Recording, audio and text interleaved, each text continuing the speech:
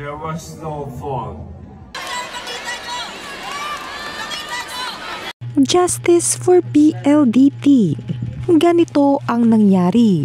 Sa umano'y dayaang naganap sa laban ng PLDT versus Akari.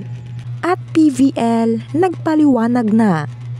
Sa ika-4 na pagkakataon ay muli na namang nakaligtas ang Akari pagdating sa kahuli-hulihan ng 5th set.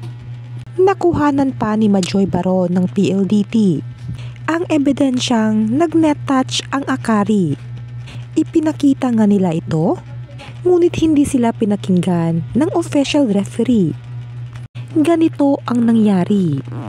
Naklarong-klaro sa nahagip ng video na ito na nagkaroon talaga ng net touch ang number 10 player ng Akari na si Ezra Madrigal. Napaka-crucial dahil kung natawagan ng net touch ang Akari ay matik ng panalo ang PLDT at ito ang naging sagot ng referee kung bakit na challenge denied ang net touch ng PLDT. Lagi kami yung ginaganon nyo eh.